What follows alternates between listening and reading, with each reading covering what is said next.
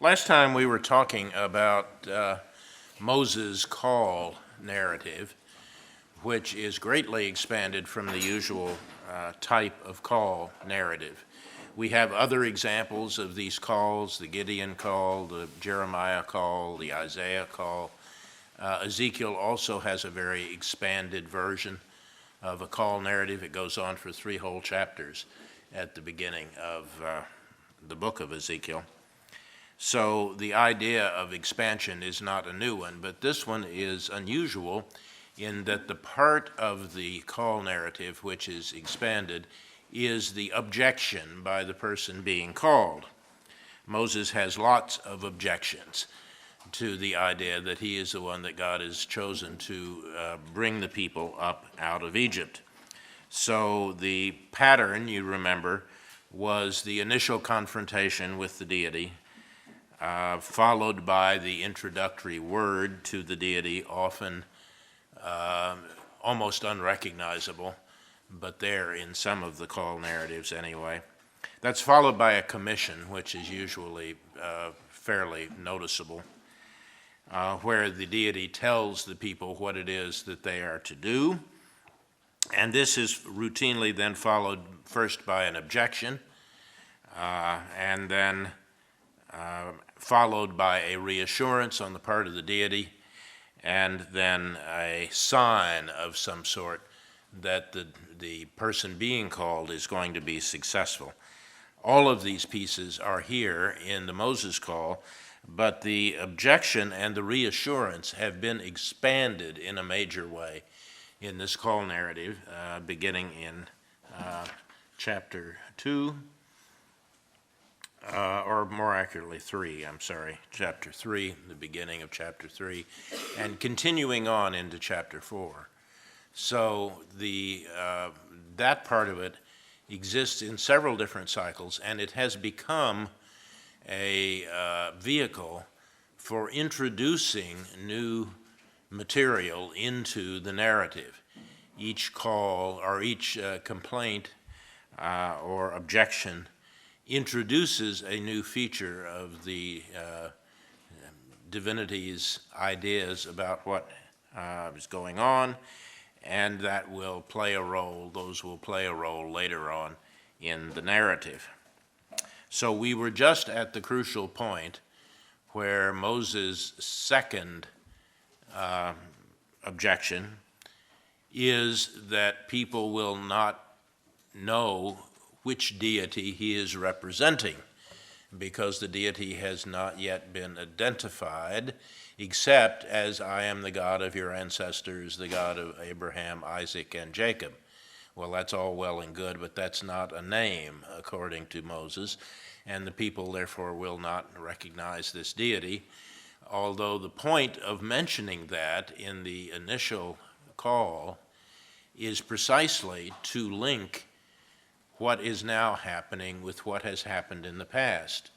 The writer wants you to know in no uncertain terms that the deity who is now facing Moses and soon will be sending Moses down to Egypt is in fact the same deity that the ancestors knew, and now there is going to be a new name attached to that deity. And that triggers Moses' second request. Well, just what name is it that we should use? He seems to insinuate that the name, the God of the ancestors, the God of Isaac and Abraham, Isaac, and Jacob, and so on, is not a name. It's a kind of title that the deity holds. This is probably not correct. We do have a lot of deities in the ancient Near East who are identified simply as the God of the fathers, meaning the ancestral God, the God of the ancestors. And it is a title, to be sure, but it also seems to be an actual name and was used as such in certain circles. It refers to a family deity particularly, and therefore it fits very well with the form of identification that we get in Genesis for these early deities.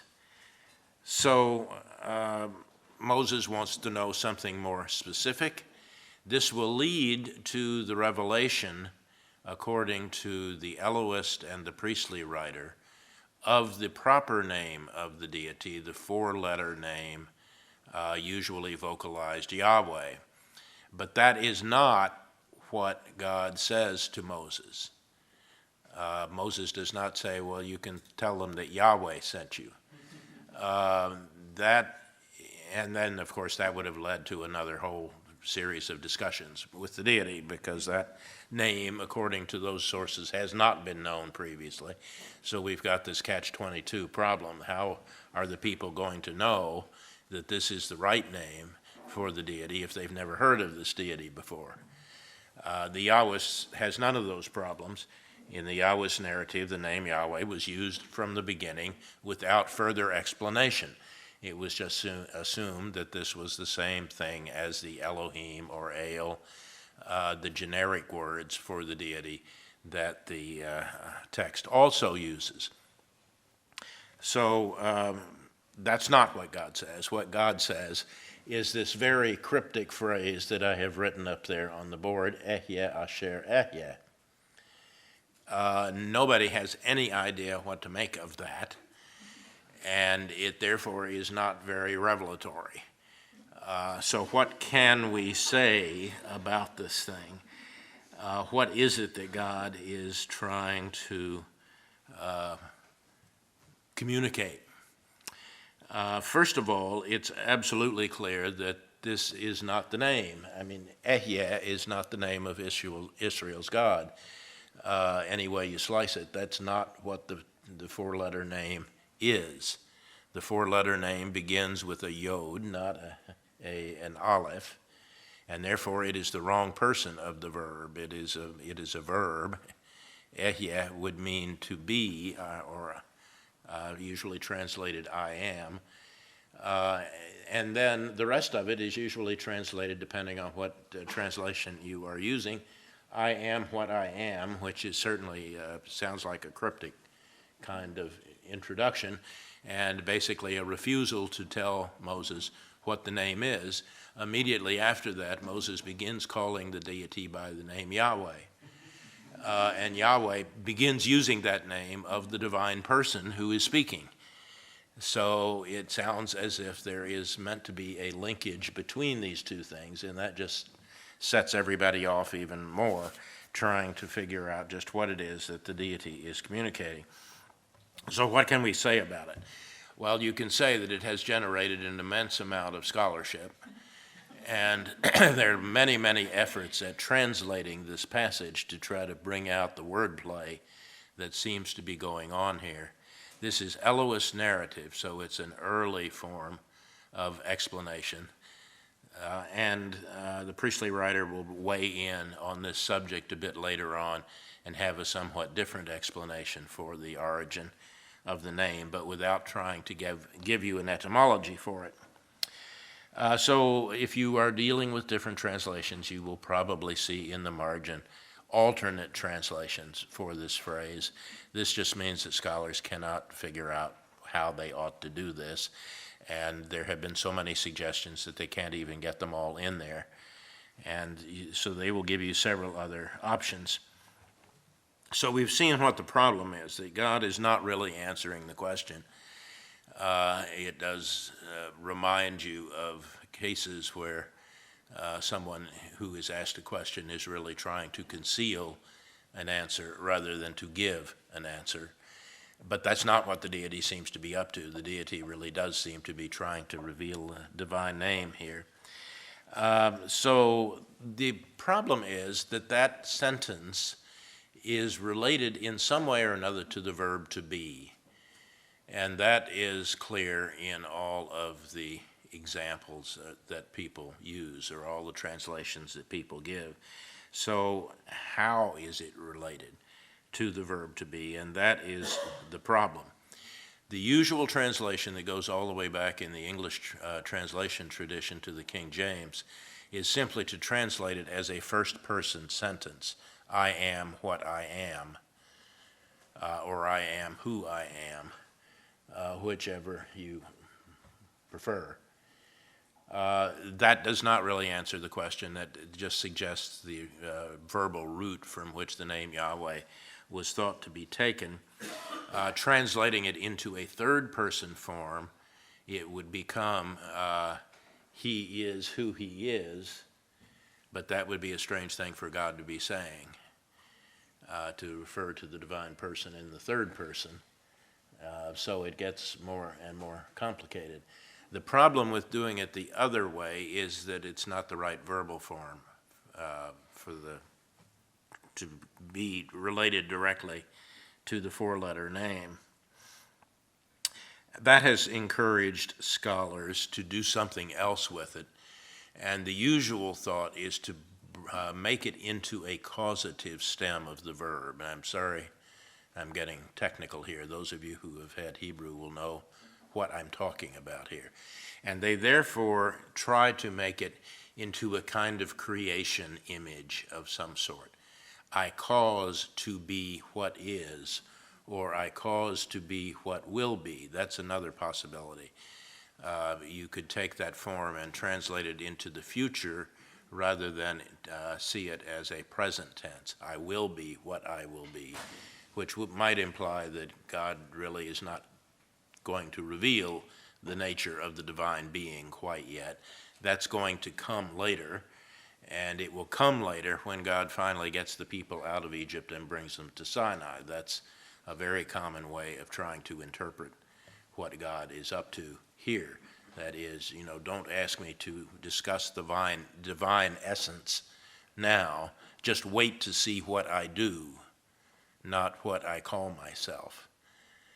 And that has a long exegetical tradition as another possibility. The problem with the causative, that is, I cause to be what is, or more Friedman, that was Albright's idea. Friedman had an idea that it ought to be translated, I create what I create, which is the same thing, but there are perfectly good words for create in Hebrew, and this does not involve any of them. And then Frank Cross thinks it is a sentence name for the god El, and that the name originally was involving an Amorite form, it gets more and more obscure, which was El du Yahweh Tsevaot. And that Yahweh verb in Amorite got taken over into Hebrew. First of all, we don't know how the verb to be in Amorite was vocalized. We know nothing about Amorite, really, as a language, except in the form of proper names, which do form sentences sometimes. So we have some idea of how that might work, but it's really sort of fishing around in the dark to try to create a sentence like that. The other problem with this whole idea of using the causative form of the verb is that we don't have any real attestations of the causative form of the verb to be in Hebrew, biblical Hebrew. It just doesn't exist in our texts. So if it is a causative stem, it's not involving one that we know of, and we therefore don't know what it would look like. So the verb to be is notoriously irregular in practically every language that has it. And those of you who have taken foreign languages know that the verb to be is irregular in almost all languages. So there we are. We have no idea exactly what God is saying. The choice, we don't even know what tense to put it in, whether it's present tense, I am what I am, future, I will be what I will be, or even past tense has been suggested, I was what I was. All of those are theoretically possible given the Hebrew construction, because Hebrew does not operate with a tense system. So we are basically stuck here. If you read the commentaries, they will give you a long and learned discussion that goes on for pages about what is happening here, and at the ends probably throw up their hands and say, well, it could be this, it could be that, it could be something else. The one thing that is clear is that it is related in some way to the verb to be, and they're trying hard to connect the divine name to that verb. The other thing that is new is that all of our sources represented in this discussion are of the opinion that something new is being revealed here.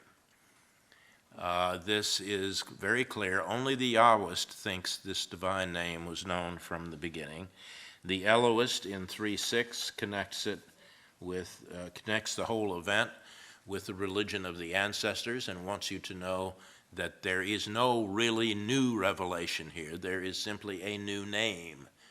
The God who is doing the revealing, the Elohist assures us, is exactly the same deity that we already know from the stories about the ancestors. So they're not trying to argue in the passage, according to the Elohist, that this is a new deity that is first known here.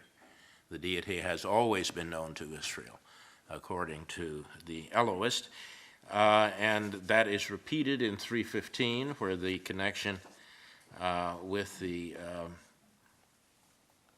God of the ancestors is made. And so if you look at 3:15, God also said to Moses, "Say this to the people of Israel, Yahweh, the God of your ancestors, the God of Abraham, the God of Isaac, and the God of Jacob, has sent me to you. That is my name forever, and thus I am to be remembered throughout all generations." So the Elohist is coming down very hard on this idea that this is not a new deity. This is not somebody you have not known previously. It's just a new name, and they want to connect the name with the deity that has been revealed in the past. The priestly writer is going to be a little more explicit about that, but the point about it is going to be the same. The priestly explanation for what happens about this same time is all the way down in chapter 6, beginning around verse 2. The priestly writer here seems to be thinking that you may be confused about this issue, having been dragged through these 2 or 3 chapters of Moses fumbling around trying to figure out ways of getting out of doing this job that Yahweh wants Moses to do. And so God said to Moses, and here, "I am Yahweh." This is the priestly writer in verse 2 of chapter 6. "I am Yahweh."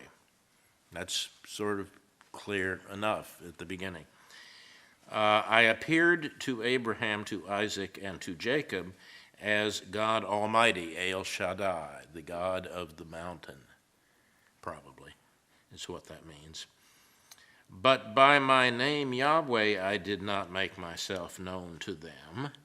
I also established my covenant with them to give them the land of Canaan." So notice that this is being pushed all the way back to the Abraham covenant. It's being pushed all the way back to the special relationship between Israel, the promise that has been made to the ancestors and passed on, and so on. The priestly writer wants you to remember that all of this other baggage is associated with this deity, and that we are not introducing a new deity this late in the story. So all of the sources are clear that there is continuity going on here, and that we're not introducing a new name, but they don't otherwise have much to tell us about this.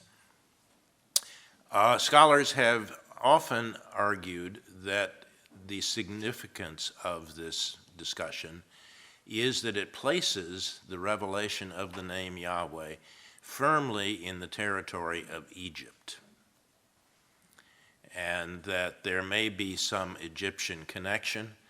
That depends, of course, on where Mount Sinai is. And if you've ever tried to do a tourist visit to Mount Sinai, you know there are several possibilities of places you can visit. One of them is currently in modern-day Jordan, and that is the one that most people visit. It's the monastery of St. Catherine of Sinai, and you can visit it, and they will do tours in the early dawn up to the mountain so that you can be there in time for sunrise. That's the usual tourist thing. But there are also claimants down in Saudi Arabia. You can visit that one if you have the right kind of visa. That's difficult. Nevertheless, there are alternative locations for Sinai, and it depends on where you think Sinai really is. But according to the biblical text, it is somewhere in Midian. Remember that Moses is said to be keeping the sheep of his father-in-law, who is going to be identified to you later in the chapter as a priest of Midian, of Yahweh in Midian. So people say, well, he's a priest of Yahweh. Maybe Moses picked this Yahweh thing up from his father-in-law. And maybe the Midianites are really the place of origin for the worship of Yahweh, and the Israelites did indeed pick it up down in Egypt. And there are a lot of scholars who think that there is some truth to this thesis of the southern origins of the name Yahweh, and that somehow it was revealed in Egypt, as at least two of our sources say. Our text is not being very explicit about it, if that's what they want to imply.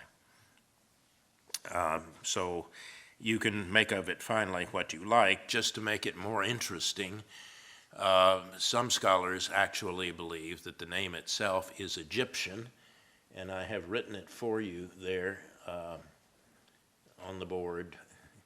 That's Egyptian on the right down there, where we have at the Karnak Temple, in a discussion of peoples who have been subjugated, a group of Shasu, that's the first name. The Shasu are a kind of wandering group of Arameans, of Aramaic speakers, who are being tracked by the border guards. The Egyptians were pretty good about their boundaries and watching who came in and who went out.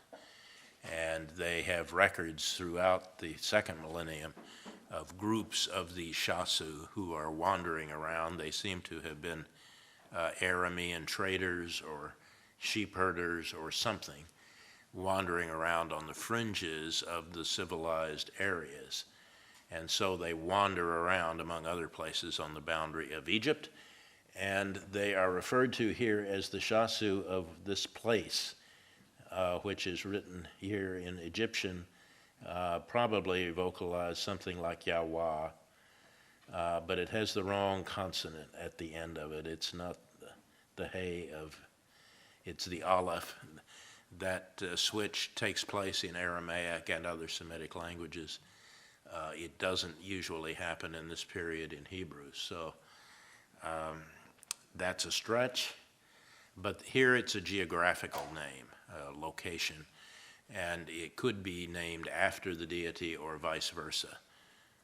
The deity could be named after the place where the deity is worshipped. And this is an outsider's perspective of it in any case. So that would also underwrite the notion of an Egyptian origin for the divine name, which could fit in with what the Bible is darkly hinting at, but without saying so directly.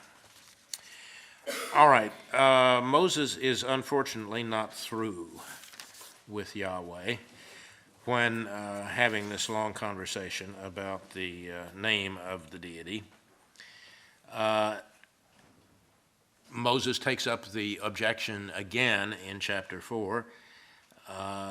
They will not believe me or listen to me because they will say Yahweh did not appear to you. Now that in fact is going to be somewhat prophetic. Yahweh is going to assure Moses in a minute that they will indeed listen to him, but Moses was right the first time. The narrative is going to be very clear later on that neither the Pharaoh and the Egyptians nor the Israelites are going to listen to Moses. And this whole question of the authority of Moses is one, remember, that was raised in the narrative at the very beginning.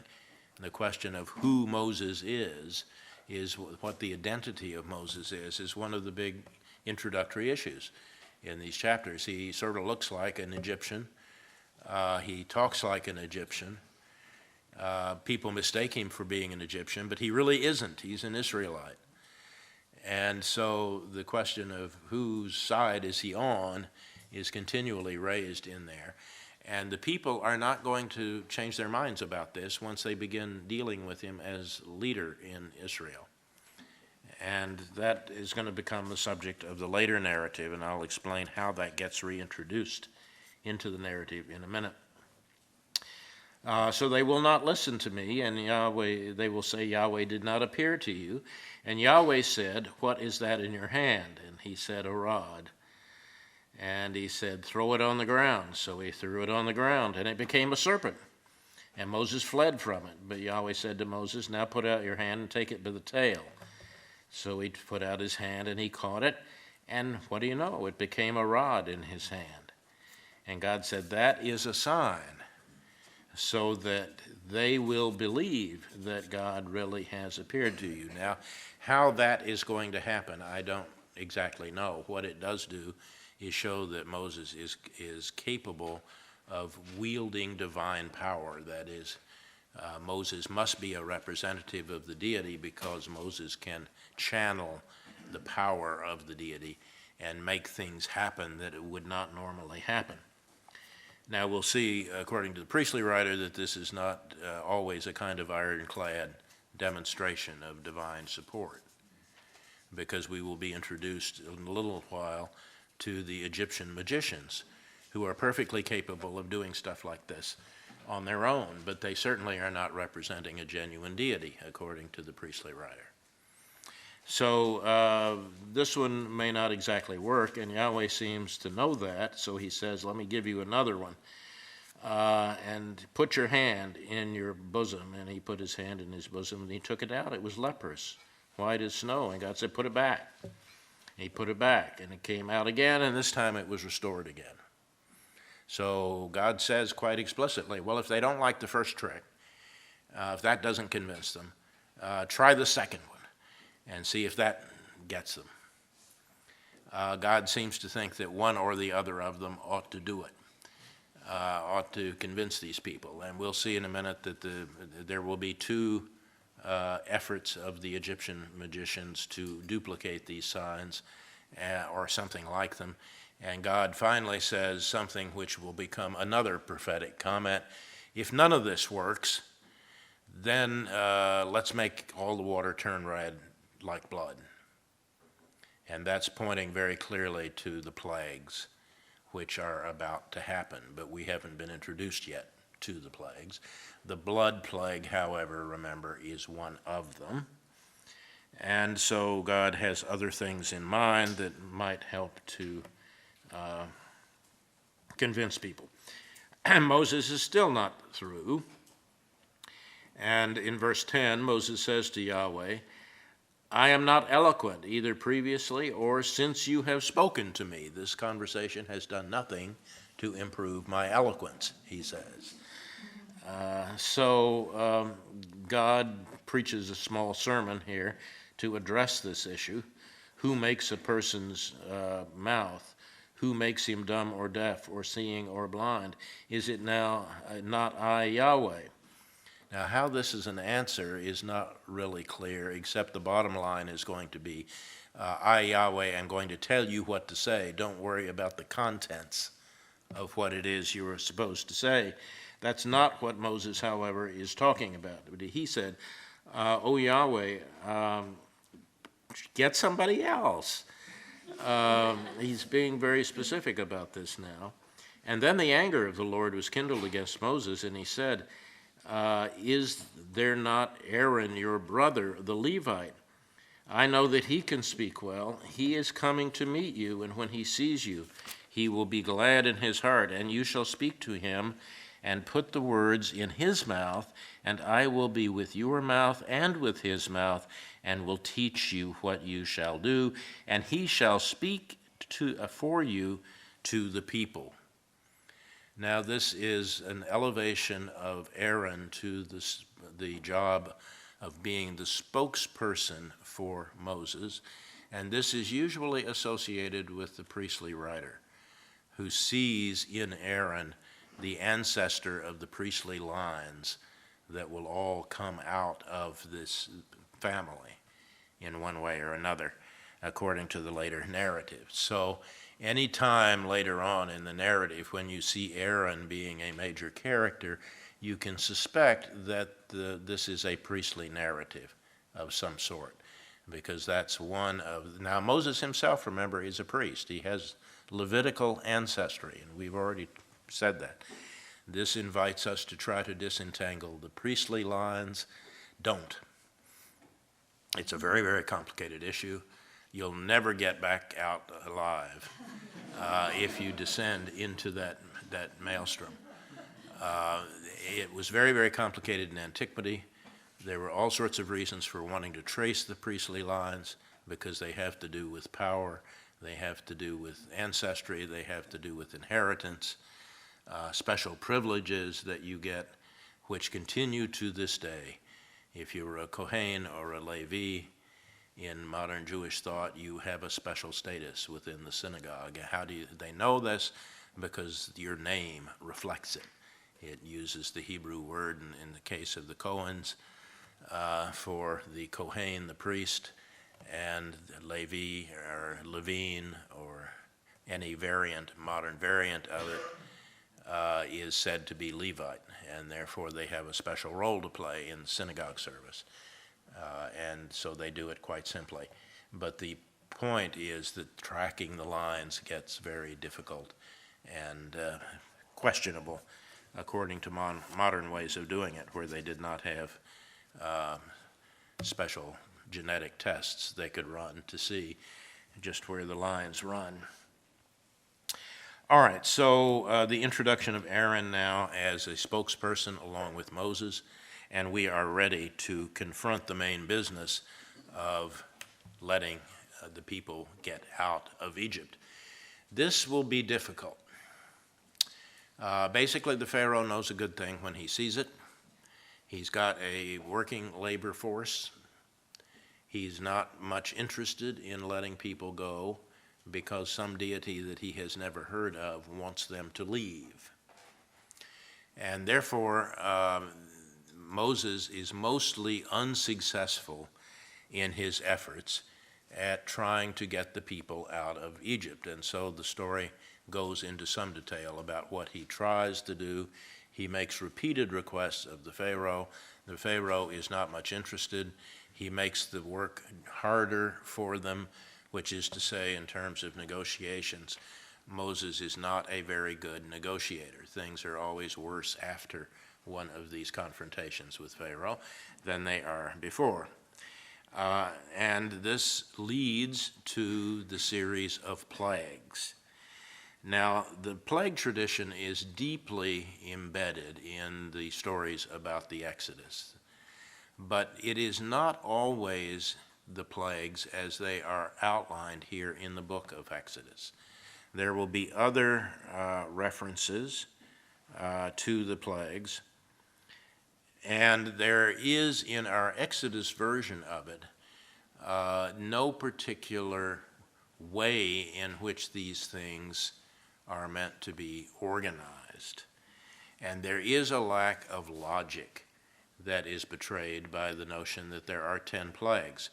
Exodus is the only place where we have all 10 of the plagues mentioned, and they are particularly interested in getting to the 10th plague, which is the death of the firstborn.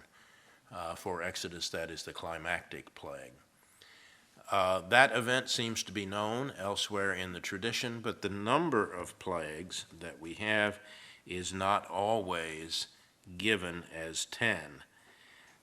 Nor is there any effort later on to sort out what seemed to be the kind of complexity of the Exodus tradition. I mean, if you just stop to think about it, the present account seems to be composite. In Plague 5, the cattle plague, the killing of the cattle, they're all killed off in Plague 5, but seem to be around to be plagued by boils in Plague 6, and may be pelted by hail in plague 7. In one version of the blood plague, which we've already had a forward reference to, the Nile turns red and turns to blood. In another, not just the Nile, but all the water in the land of Egypt, even in the vessels in the houses, turns red. So you have two different ideas about just what that plague involved. There are clearly different versions of what happened here, and no clear hint of historical sequence except leading up to the plague, which is the climax, namely the death of the firstborn. Deuteronomy refers to the plagues simply as signs and wonders that were done on Pharaoh, and doesn't try to enumerate them for us or even tell us what they were. So there is the general tradition that there were plagues, but Deuteronomy does not help us understand them. In Psalm 105, some of the plagues are mentioned, but the order of them is not the same as it is here in Exodus. So the tradition is clear that there were things that Moses and God did to Pharaoh in order to convince Pharaoh to let the people go, but there is a good bit of variation in the tradition about just how that all worked. Nevertheless, there is some consistency in the way that the different literary sources tell the plague stories in chapter 10. So I'm going to run you through this. This is, in a hurry, this is one place where the different literary sources where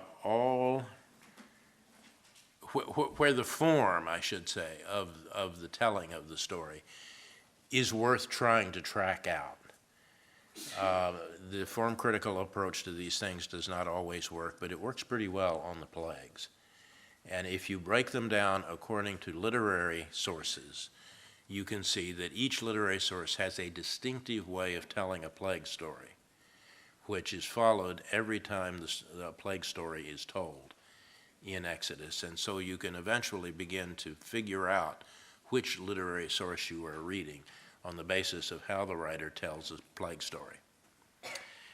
So let's start with the Yahwist. Not surprisingly, given what we've seen so far, most of the plague material comes from the Yahwist.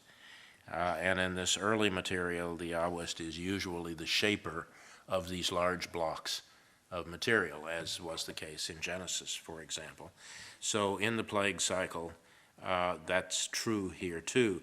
Let's give you an example of the plague of flies as the Yahwist tells it. God tells Moses to go to the Pharaoh and say, "Thus says Yahweh, let my people go so that they may serve me." Remember that according to the Yahwist, the whole point of the plagues, or of the Exodus, is to worship God on the mountain. That's the aim. That's why they need to get out of where they are. So let them go so that they may serve me.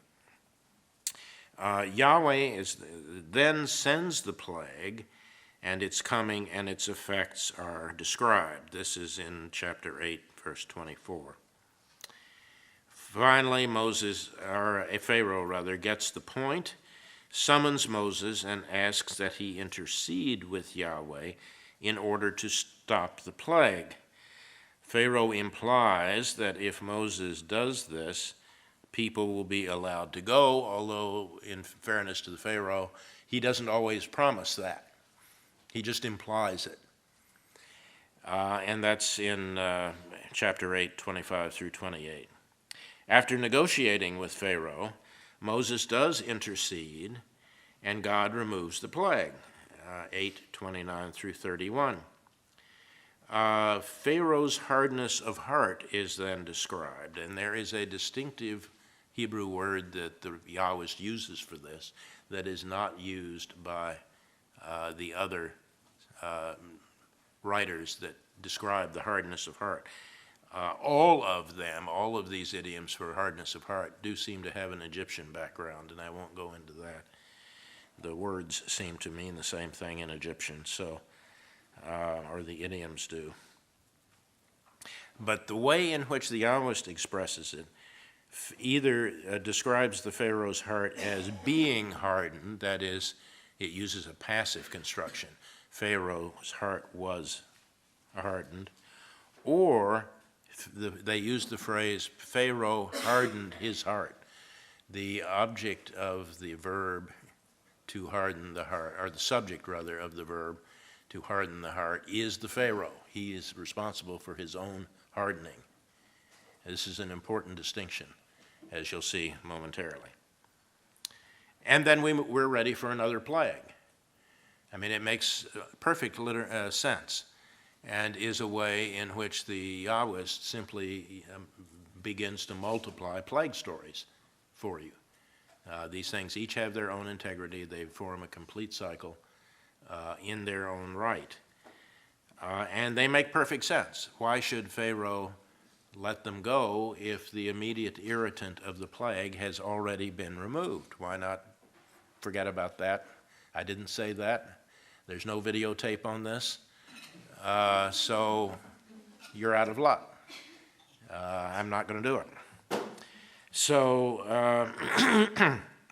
that's the way that the Yahwist tells a plague story, and the way in which the Yahwist sort of accounts for the fact that there are more than one plague story to tell. So for the Yahwist, the climax of the narrative is the 10th plague. That is, you have to tell a lot of plague stories in order to get to plague 10, which is the serious one. And they seem concerned about that. For the Yahwist, then, the plagues are over after the expulsion of the people from Egypt, which in the Yahwist narrative happens in chapter 12, verse 31. So the Exodus part of it has taken place at that point. That means, and you already know this because you've looked at the narrative of the crossing of the Jordan, for the Yahwist, the crossing of the Jordan represents the first episode in a long series of stories about life in the wilderness. And the telling of the Yahwist account of the crossing of the sea in chapter 14 reflects that. The motif of the wilderness for the Yahwist is the claim that Israel murmured against Yahweh, and they use a very distinctive verb for that to describe the kind of rebellion of Israel that took place in the wilderness. And Israel's normal form of existence in the wilderness, according to the Yahwist, is rebellion and complaint. And that rebellion and complaint, as we'll see a little later on when we get to the wilderness stories, which we will do in the discussion groups, and look at those, the main characteristic of this is this kind of constant rebellion, often with a questioning of the leadership of Israel on the part of Moses and Aaron, and also a desire to go back to Egypt. And that theme is introduced for the first time in the Yahwist narrative in chapter 14, the crossing story, when they look back and see the Egyptians coming after them, and they say, "Why did you bring us out here to die in the wilderness?" They have a kind of stereotypical way of doing this. "Are there no graves in Egypt that you brought us out here to die in the wilderness? Better that we should have gone back. Isn't this just what we said to you before? We should be back in Egypt." Slavery in Egypt is preferable to death in the wilderness for these people. So there is a constant theme there, and that's the way that the Yahwist now introduces it. Moving on to the Elohist, we, as usual, have nothing much to say about the Elohist. There isn't much of this Elohist material in here. If you look at the question on your study sheet, talk about the main theological themes of the Elohist, you're going to be hard put to find some. There just aren't many, and there is not much of the Elohist in our narrative. Mostly it looks like it's proto-Deuteronomic. That is, it's an early form of what we will later see in much greater detail in the book of Deuteronomy, to which we will come after the break. So there's not much to say about it, but we do have one plague probably, that is associated with the Elohist, and that's in 10:21 through 23. It's the plague of darkness, which the other writers don't seem to know anything about. There are two significant points to the way the Elohist tells this. The first one is highly significant. The subject of the hardening changes. In the Yahwist, it is always Pharaoh who hardens his own heart. In the Elohist, there is introduced a new idea that Yahweh hardens the heart of Pharaoh. And the vocabulary here is different. The Elohist uses a different word to describe the hardness. Now, what the significance of this different vocabulary is, we don't know, but it is characteristic of the sources. They do have different words for this. We can't distinguish what the different words are about. The Elohist also adds a very important piece in chapter 4, verses 21 through 23. And Yahweh said to Moses, when you go back to Egypt, see that you do before Pharaoh all the miracles which I have put in your power, but I will harden his heart. So this is now being foretold in this Elohist theme. This is what God had in mind to start with, and that's the significance of changing the subject of the verb. It's Yahweh who is going to harden the heart of Pharaoh. Why? So that he will not let the people go. God wants the plagues to be multiplied so that finally they will be able to get to the firstborn plague, the 10th plague.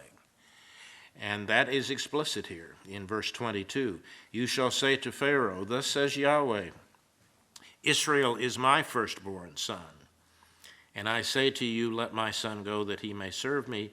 If you refuse to let him go, I will slay your firstborn. So Yahweh is intent on getting this cycle to run to the 10th plague. It's directly connected in language with the letting go of the people who are to serve Yahweh. So that's a theme that now seems to be in the narrative as a kind of inevitable end to the plague cycle. That gets picked up by the priestly writer. We have two plagues from the priestly writer, the gnats and the boils in chapter 8 and chapter 9. And the priestly writer has a different way of telling this story. In this one, God gives Moses the instructions that are necessary to produce the plague. The instructions are followed and the plague begins. Then the Egyptian magicians, whom the priestly writer introduces into these narratives, the Egyptians attempt to duplicate the plague and either succeed or fail. In one case they succeed, in another case they fail. Regardless of the outcome of their efforts, Pharaoh's heart is hardened, and the priestly writer adds, as Yahweh said. That is, God foretells the hardening of the heart because God is the agent for it. And that becomes explicit in one of the priestly tellings of the plague. Yahweh hardens the heart of Pharaoh as Yahweh said to Moses. So the priestly writer is seeing this as a confrontation between deities. The Pharaoh, after all, in Egyptian thought, is a deity. The Pharaoh is the living Horus in the cycle of Isis and Osiris. He will become the dead Osiris when he dies and rule with Osiris in the underworld. But alive, he is the living Horus, the god Horus. And therefore the Egyptians would have seen this confrontation as a confrontation between the God who is the Pharaoh and the God who is the God of the Israelites. From the standpoint of the priestly writer, of course, there is only one God in this story. The other God is not a God, and the plagues are designed to illustrate that fact. The one God of Israel has control over Pharaoh and is able to make the Pharaoh do whatever the God of Israel wants Pharaoh to do. The setting in which the priestly writer puts all of this material is important. It is tied, first of all, the liberation of the people is tied to the covenant and the promise in chapter 6. In this long priestly insertion in chapter 6, you get this explicit connection between the promise that was made to the ancestors. Second, in chapter 6, they make the point that we've already anticipated. Israel is not listening to Moses or to the appointed representative of the priestly house, Aaron. The people will not listen, and so the whole plague cycle for the priestly writer becomes an example of what happens to people who do not listen to what God has to say through Moses and the designated representative priesthood. What happens to Pharaoh, therefore, is a negative object lesson for what is likely to happen to the Israelites if they do not listen to Moses. So there's a whole different dynamic being taken on by this material in the priestly writer. And what happens to Pharaoh is going to be what happens to the Israelites, to people who don't listen to what Moses and God say. The climax for the priestly writer is the crossing at the sea. And so the wilderness does not begin for the priestly writer until after the crossing has taken place. The whole episode, both in the confrontations with Pharaoh and at the sea, are full of military language. And it's clear that the priestly writer sees this as a holy war between the God of Israel and the God of the Egyptians, in which the people are the troops of the deity. And if you look at the priestly portrayal of what happens at the sea, you'll see very clearly this military language that comes out in the telling of the story of the confrontation. So the priestly writer has a very different way of looking at this that is quite distinctive. All right, we'll stop with that, and we'll pick up Sinai when we get back.